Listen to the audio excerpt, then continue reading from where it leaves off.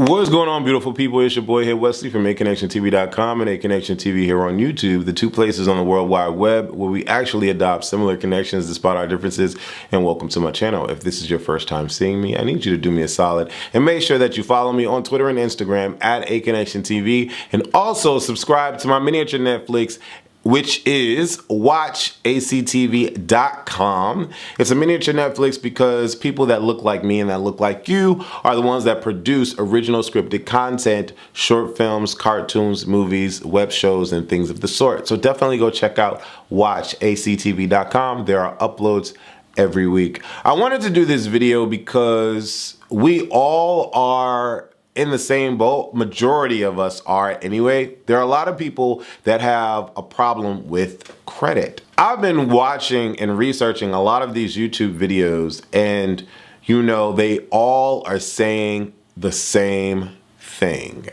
And it's problematic for me because I'm actually going through fixing my credit right now, and a lot of the things that they're saying aren't things that necessarily apply to me, particularly in how I could increase my credit. And so I wanted to come on here to speak from a person's perspective like myself that was sitting in the 500s and I'm not 19, I'm not 21. It's not that I need to build credit, it's that I've had credit for a long time. I have a credit history for a long time. And I went through a financial crunch, allowed my credit to go down into the 500s, and now I'm diligently trying to make it improve and make it better. And so within the last month, I've been able to increase my credit score past more than 50 points. And it's still increasing because of the things that I'm doing. And so what I'm doing is what a lot of people that I've watched are saying not to do. And it's problematic for people like me that, again, don't fit in these scenarios, but are still really trying to fix their credit. So how am I getting my credit to increase? So first off, I did get someone to assist me with it. I am very lazy. And, although I am running my own company and doing a lot of things and freelance contract work and all of that, I work and I hustle to make my money. I don't always feel like if I could pay somebody to do something, I'm going to pay them to do it so that I can focus on other things. I'm going to fix someone to assist me in fixing my credit score. And then anything else that I can fix along the way, I will deal with. So those are for you that have already established credit. Was at a point where your credit was good, then it went down, then it was good again, then it went down. You're sitting in the 500s and you're trying to figure out how to fix your credit. This particular video is for you. Now, I'm no pro. I'm just a real person going through these real credit situations right now. So again, I got me someone to help me fix my credit score or help me get some things off of my credit score. Because a lot of what I'm hearing in these videos is to dispute things that are inaccurate on your credit report, or to dispute things like medical bills. For example, I'm one of many Americans that do not have insurance, medical health insurance. And so it's just too much money. And so for me, anytime I've gone to the hospital, I've had to pay that bill. Everyone knows that people that don't have insurance like me, if you go to a hospital, your hospital bill minimum is $500. Minimum $500 if you're lucky. A lot of those bills, emergency room visits and stuff like that, are upwards of $1,000 plus. Okay? Who has that sitting in the bank, regularly speaking? I'm talking to the regular people out there because I consider myself to be a regular person. No one, not very many people, let me say that. Okay? If you do, hey, shout out to you. But I'm of many that just don't have money sitting in the bank for medical issues or whatever the case may be. So I went to the hospital a few times in the last few years, and I received the bill and just didn't pay it because it was too freaking much. Okay? And so what they did was they sent the bill to collections, and then the collections reported the bill to the credit bureaus. And so I have medical bills, or I had, let me say that. I had medical bills on my credit report, and it was hindering my score. It was hurting my score. Okay, so I'm looking at my Experian app right now, which I'm gonna talk to you guys about. Experian is very, very helpful. It's a very, very helpful app. Okay, right now, payment history is 35% of your credit score. Outstanding debt is 30% of your credit score. Length of credit is 15%. New credit is 10%. And a mixture of credit is 10%. So basically, okay, when you click on payment history, it tells you what your payment history has been. Outstanding debt affects 30% of your score, right? So collections, things of the sort, was lumped into that. And collections are brought into the payment history, which is the 35%. So between closed accounts and collections, that's 35 to 30% of your score, period. And so with those medical bills, I learned by dealing with the people that I hired to help me raise my score that medical bills are not supposed to be on your credit report. Medical bills are not supposed to be on your credit report because it's considered a HIPAA violation, right? Nobody is supposed to know what you're doing or what happens to you in the medical term of things. And so when you go to the hospital and you don't have insurance and you get a bill and they charge you and you can't pay it because it's freaking expensive, and they send it to collections, and collections reports it to the 3 bureaus, and it goes in your report, it's not supposed to be on your report because it's a medical situation. So I found that out, and the person that I hired to help me fix my credit score got those things removed, right? Doesn't necessarily mean that you don't have to pay them. You should always pay your debt. I'm not telling you not to pay your debt. What I'm telling you is medical bills are not supposed to be reported to the credit bureaus, but they do get you. They do get you.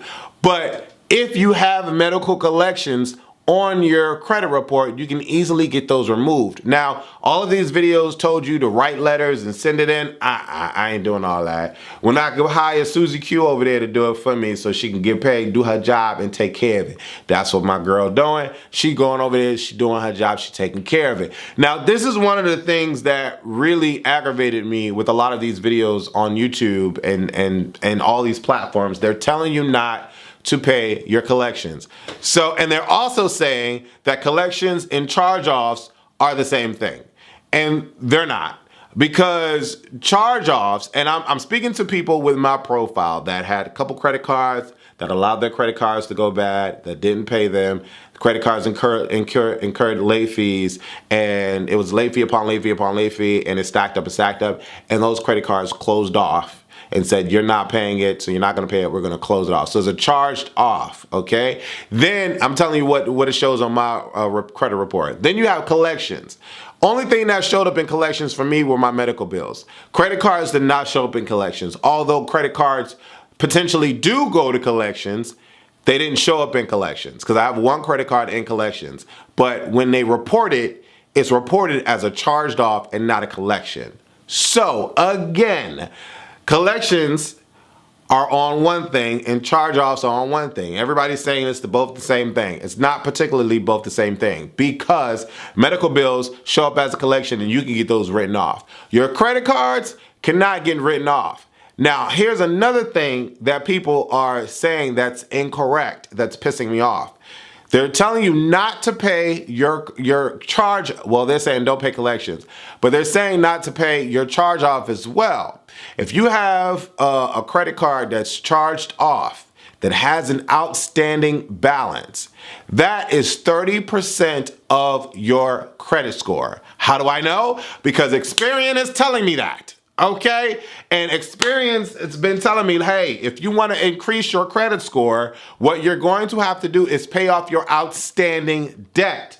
If you have American Express and a Capital card, and let's just say max is $3,000 that's charged off, you've not paid it off, you've not made no payments, but it's charged off, you have an outstanding balance of $3,000 sitting in your revolving account. That takes up for 30% of your overall score because that balance is still sitting there. How do I know? Experience telling me. Okay, I've had so many people telling me not to pay your charge-offs. Don't worry about it because it'll be written off in 7 years. But what if you're like me and that American Express or that Capital One has only been sitting on your credit report for 2 years?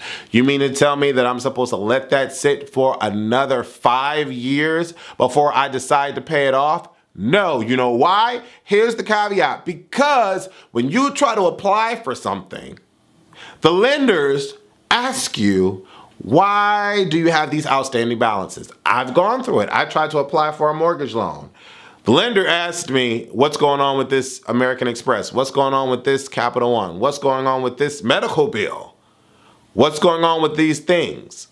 Why are they asking me this? It's showing them that I have the opportunity of not paying off my debt, which means if you're applying for a loan and they're thinking of giving you $100,000, who's to say that I could pay $100,000 if I can't pay this $1,000 bill that's reading on my report? Nobody. So even though all these people are telling you not to pay, and I know I'm all over the place, but that's because I'm a regular person. If anybody, of all these people telling you not to pay your charge-offs and not to pay your collections, you want to make sure, this is what I'm telling you because this is what I'm doing with my credit report. Whatever is actually on your report that you cannot get removed, that if you pay someone to remove it and they can't get it removed, or if you physically send the dispute letters yourself and it cannot get removed, that you want to pay it off. The only time I'm going to tell you not to pay it off is if you're 3 months, 4 months, 5 months, maybe a year, and that balance is too extreme away from your 7-year mark, okay? But if you're sitting in 3 years, 2 years, 4 years, pay it off because the overall score is going to be based off your outstanding balance to your current balance. And I'm not just talking about credit utilization because that's a part of the 30% too. And I know this may sound confusing, but what I really need you guys to do is get your credit report and look at it, okay? Look at it. Now, I'm gonna reverse and go backward just to make sure that I've covered all my bases because I didn't write this shit down. I just was like, you know what? Let me do this video for the people that are like me. Again, this is not about people trying to establish credit. This is about people that have already had credit and for whatever reason they ran into a financial crunch and decided not to pay their bills or literally could not pay their bills off. This video is for people that have had medical bills and collections and read and sent to the 3 bureaus. They are not allowed to do that. You can easily get those medical bills removed from your credit report. It is called a HIPAA violation. There are medical bills sit in collections and your credit cards sit in charge off, okay? Everybody's saying that collections and charged off are the same thing. They're not because they're in 2 separate categories on the report. I'm just saying, if they were the same thing, they would be called the same thing, but they're not. Now, charged off can be sent to collections, and I guess that's why they lump it in as collections, but on your report it's written as a charged off, okay? The credit bank said, I'm not willing to deal with this no more. I'm gonna just sell it over to here, and you know, the collection agency buys it or whatever at a lower rate and then tries to sell it back to you so you can pay for it and get it off, okay? That's how that works between them. But at the end of the day, you do have some credit card companies that hold on to the debt. Like American Express still has my bill. They didn't send it off to collections. Capital One sent it off to collections. So I was watching these YouTube videos and they were saying, hey, you can ask to get it paid for deleted, or paid for deletion. You can do paid for deletion, but never pay it off. And I'm gonna tell you that's false because ultimately, the whole point is you making sure that you don't have a balance. If you're trying to get approved for something, because certain companies look at your outstanding balance. They just do, okay? They just do, okay? And when I look at my Experian, it puts me in a red because my outstanding balance is high. Only way to get rid of that outstanding balance is to pay it off. Now, again, I wouldn't pay it off if I was like 2-3 months away from my 7-year term for it to automatically drop off. But I'm not there yet. So it doesn't do me any favors keeping the bill standing. So I've decided to pay it off. Now, people say once you pay it off, it resets. It's still going to show up as on your account as a charge off, and it will, but you won't have an outstanding balance, and you will look better having a zero charged off, right, than a balance charged off. I'm talking about people that are looking for loans, okay? And so for me, I've been paying off my bills, I've been paying off my debt, and my credit score has been gradually growing, and I'm appreciative of it. I'm appreciative of it. Once I let my credit score get to where I want it, which is above 700, it's not going back down, because credit is very easy to maintain if you don't live beyond your means. I have a car loan out on my car. I've never been late on car payments. My credit cards and the medical stuff is the only thing that's really showed up. I'm not talking about foreclosures. I'm not talking about bankruptcies. I'm talking about medical bills and credit card charged offs.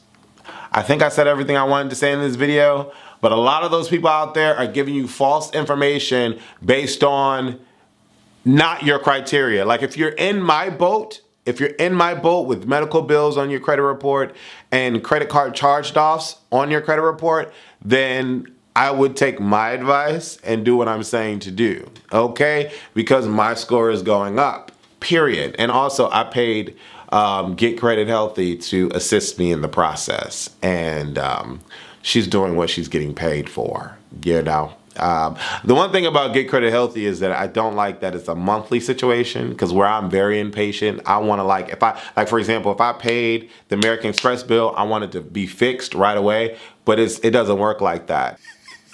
Anyways, deuces.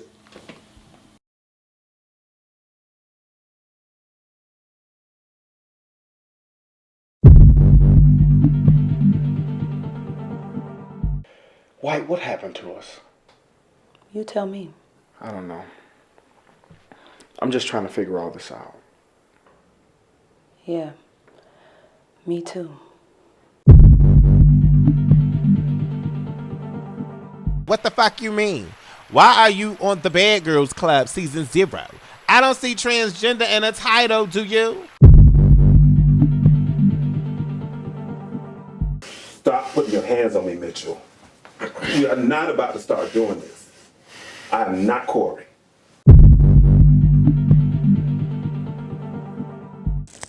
You're walking on thin ice, Miss Lady. And I suggest you don't take another step.